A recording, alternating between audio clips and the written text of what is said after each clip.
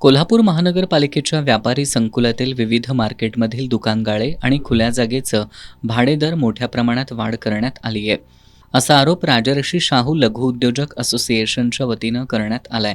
या अवास्तव भाडेवाढी विरोधात राज्य शासन स्तरावर भाडेवाढ कमी करण्याबाबतचा प्रस्ताव प्रलंबित आहे। यातच नूतन आयुक्त डॉक्टर राजेंद्र भारुड यांनी थकबाकी गाळेधारकांचे गाळे सील करा असा आदेश दिलाय।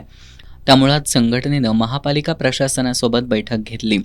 या बैठकीला कोल्हापूर महानगरपालिकेचे उपायुक्त किरणकुमार धनवाडे, इस्टेट अधिकारी शेखर साळोखे यांच्यासह महापालिका क्षेत्रातील विविध मार्केटमधील प्रतिनिधी उपस्थित होते। यामध्ये कोणतेही गाळे सील करू नयेत अशी मागणी करण्यात आली। या मागणीचं निवेदन धनवाडे यांना देण्यात आलं। या बैठकीत सकारात्मक चर्चा झाल्याचं असोसिएशनचे अध्यक्ष चंद्रकांत सूर्यवंशी यांनी सांगितलं। आजच्या बैठकीमध्ये धनवडे साहेबांच्याबरोबर बऱ्याच काही चर्चा झाली। त्या चर्चेमध्ये मार्ग निघण्याची शक्यता आहे।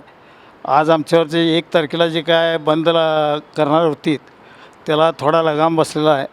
जे आम्हाला तसं थोडं आश्वासन मिळालेलं आहे आणि ते थांबल्याचं जमा आहे।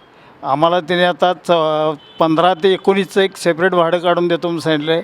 19 ते 24पर्यंत आम्हाला दुसरं काढून द्यायला सांगितलेलं आहे। त्यात आम्हाला सकारात्मक आज इथं बैठक झालेली आहे आणि आम्हाला समाधान आहे। यावेळी राजर्षी शाहू लघु उद्योजक असोसिएशनचे अलंकार पाटील, सतीश पाटोळे, संदीप वीर, फिरोज मुजावर, दिवाकर पोर्लेकर, सुनील जाधव, मेघराज पाटील, शहाजी भोसले यांच्यासह नागरिक कृती समितीचे अशोक पोवार, रमेश मोरे उपस्थित होते।